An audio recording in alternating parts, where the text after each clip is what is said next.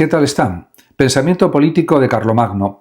Fue un gran emperador que creó una base cultural y política para Europa con su imperio, con el imperio carolingio, y en realidad no se nos presenta como un filósofo en el sentido académico o clásico, pero sí que dejó un corpus ideológico implícito a través de sus acciones, sus reformas políticas y culturales y la manera en que concibió el poder y la sociedad.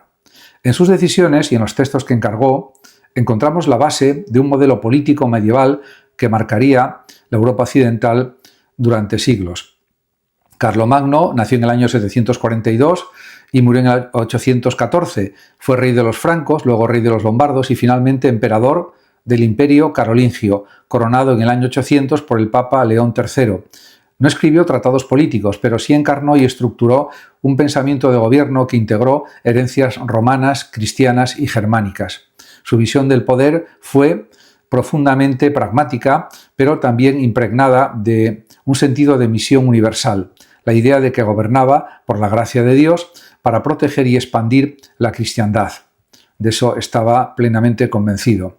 Este pensamiento se transmitió no en libros firmados por él, sino en una serie de capitulares, leyes y disposiciones, cartas, biografías como la de Eginardo y el testimonio de las crónicas de su tiempo. Su ideología política se puede reconstruir desde varias perspectivas. La relación, por ejemplo, con la Iglesia, la concepción del imperio, la organización social, el papel de la educación, el modelo militar y el equilibrio entre centralización y autonomía local. Además de todo esto, hay que señalar que el origen de su pensamiento político plantea tres orígenes fundamentales, porque surge en un punto de encuentro de tres grandes tradiciones culturales, que son realmente, en primer lugar, la herencia romana. Carlomagno, aunque rey germánico, concebía su autoridad dentro de un marco heredero del Imperio Romano, heredero de Roma. El imperio que quiso reconstruir era una restauración de la república cristiana, con un emperador como figura central que garantizara el orden, la justicia y la defensa. No se trataba de una copia exacta del Imperio Romano antiguo, sino de una adaptación medieval cristiana del Imperio Romano antiguo. La tradición también germánica es el segundo punto a considerar, ya que el rey franco no era un monarca absoluto en el sentido moderno. La costumbre germánica exigía que el soberano gobernara en consejo con los grandes hombres de su pueblo, la aristocracia guerrera, y que mantuviera un equilibrio entre autoridad y consenso. El vínculo personal de fidelidad mutua estaba en la base de las relaciones políticas en su tiempo. Y el tercer punto es la fe cristiana. Carlomagno entendía su poder como un encargo divino. La corona no era para él un derecho exclusivamente hereditario, sino un mandato de Dios para proteger a la Iglesia y extender la fe cristiana. Esto lo llevó a la idea de rey sacerdote laico. No era clérigo, pero asumía funciones casi pastorales en la moralidad pública, la ortodoxia y la disciplina eclesiástica. Y además de todas estas consideraciones que hay que hacer sobre Carlomagno, conviene decir que el emperador también fue garante del orden cristiano. En el pensamiento político carolingio, el emperador era la cabeza visible de la cristiandad, mientras que el papa representaba la autoridad espiritual. El acto de coronación del año 800 consolidó simbólicamente este equilibrio. El papa confería legitimidad sacral al emperador y el emperador protegía a la Iglesia y garantizaba su unidad doctrinal. Para Carlomagno no podía haber política sin religión. La justicia, la moral pública y la ley se sustentaban en el Evangelio y en las decisiones conciliares. Esto derivó también en una política de reforma religiosa que incluía, por ejemplo, corrección de prácticas litúrgicas para unificarlas en todo el imperio, también un control de la conducta del clero y de la vida monástica, represión también de la herejía y del paganismo, y a veces esto se producía con extrema dureza, como en la conversión forzada de los sajones. Esto no estaba bien, pero era la costumbre de esa época. Este pensamiento refleja un modelo de monarquía sagrada o monarquía sacral. El poder político se justifica porque sirve a un propósito trascendente o divino.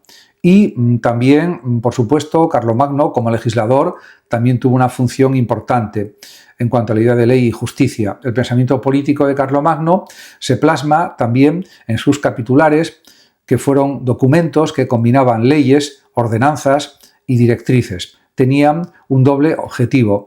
El primero, organizar de forma uniforme un territorio vastísimo y diverso. Y el segundo, asegurar que la ley reflejase la moral o la ética cristiana.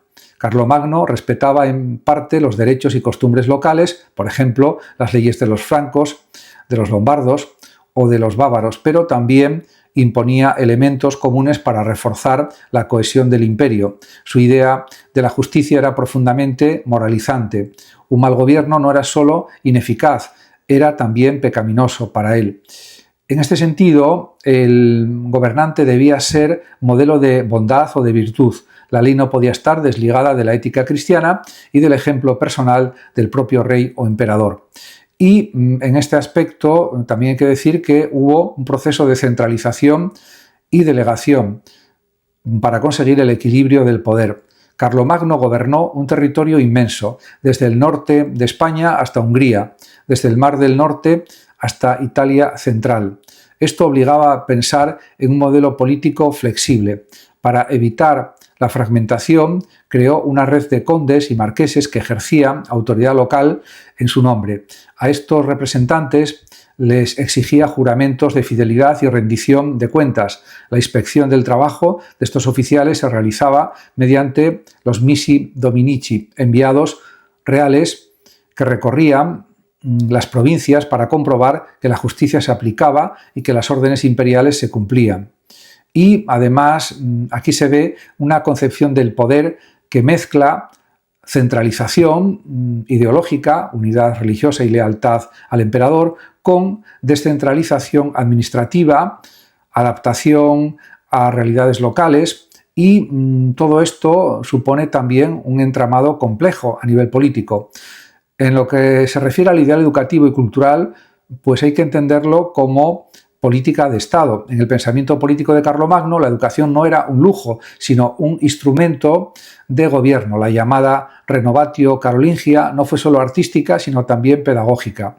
Por ejemplo, creación de escuelas en monasterios y catedrales, eso fue algo fundamental, reforma de la escritura, la letra, por ejemplo, minúscula carolingia, para mejorar la claridad y la uniformidad de los documentos, formación del clero y de los administradores para asegurar que supieran leer, escribir y comprender las leyes y la Biblia. Y además de esto, para Carlomagno, un imperio cristiano solo podía sostenerse si sus gobernantes y sacerdotes eran instruidos. La ignorancia era vista como un peligro político y espiritual. Y en este sentido, pues esto supuso para él el intento de reforzar precisamente la cultura. En cuanto a la política exterior y defensa, se puede decir que Carlomagno no separaba la defensa del imperio de la misión religiosa. Sus guerras no eran solo por territorio, sino también para incorporar a pueblos a la cristiandad. Esto se vio de forma brutal en las campañas contra los sajones, donde tras la resistencia de estos aplicó la capitulatio de paribus Saxoniae, que castigaba con la muerte la persistencia en el paganismo. Esto fue algo negativo en su ejercicio del poder, pero fue lo que sucedió. En su pensamiento, la guerra justa es aquella que defendía o expandía la fe, protegía a los inocentes y mantenía el orden. La diplomacia también jugó un papel, mantuvo contactos con el califato abasí y el imperio bizantino, buscando un reconocimiento mutuo que asegurara la paz en las fronteras, o al menos en ciertas fronteras que podían ser peligrosas. Y también en cuanto a la economía y el control del territorio, dejó varias disposiciones y ordenó determinadas cosas. Carlomagno entendía que un imperio no podía sobrevivir sin recursos estables y su política económica se basó en el uso racional de las propiedades reales gestionadas para abastecer a la corte y al ejército. También hubo un control de pesas y medidas para garantizar el comercio justo y una protección de las rutas comerciales y de los mercados. También promovió la autosuficiencia agrícola en cada región con distintas medidas Y este pensamiento revela también a un gobernante consciente de que la estabilidad política depende de la prosperidad material. Y de eso era muy consciente y pues intentó por todos los medios conseguir esa suficiencia material de la gente que vivía en su imperio. En definitiva, se puede hablar de un imperio cristiano, imperium Christianum en latín, y la síntesis de su pensamiento político podría expresarse en esta fórmula: un solo imperio, una sola fe, una sola ley. El imperio cristiano era para él la expresión terrenal de un orden divino en el que el emperador actuaba como vicario de Dios en lo temporal. Su muerte en el año 814 no acabó con esta visión. Sus herederos, aunque fragmentaron el territorio, siguieron apelando a la legitimidad carolingia, y esto fue también fundamental. Como se puede ver, toda su acción política se puede decir que fue en pro de buscar la prosperidad del imperio, su continuación a lo largo del tiempo y sobre todo extender el cristianismo. Eso fue algo clave, teniendo en cuenta que estábamos en los comienzos de la Edad Media, en el año 800, y bueno, pues eso luego continuó en el Sacro Imperio Romano Germánico, con otros emperadores, con otros gobernantes, pero él inició ese camino de, diríamos, poder unido a la Iglesia cristiana. Carlomagno además tuvo un impacto monumental en la historia de Europa, tanto en su época como en el legado que dejó para siglos posteriores.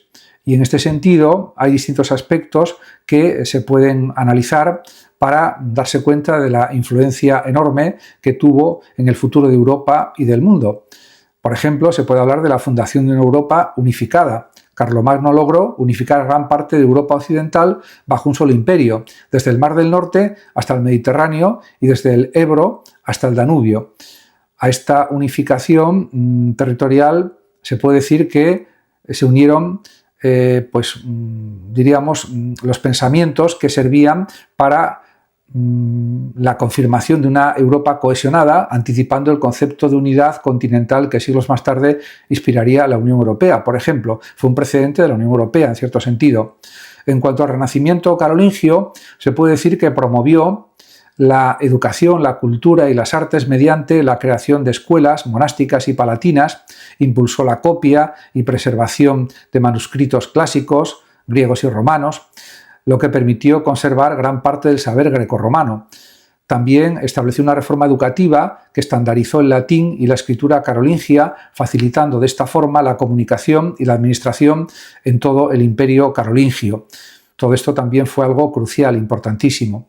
Y también se puede decir que hubo una clara consolidación del cristianismo. Carlomagno fue un defensor ferviente del cristianismo, utilizando su poder político para expandir la fe por medio de campañas militares, como las guerras contra los sajones, y también hay que decir que su coronación como emperador de los romanos por el Papa en el año 800 simbolizó la alianza entre la Iglesia y el poder secular, reforzando de esta manera también la autoridad papal y el modelo de cristiandad europea.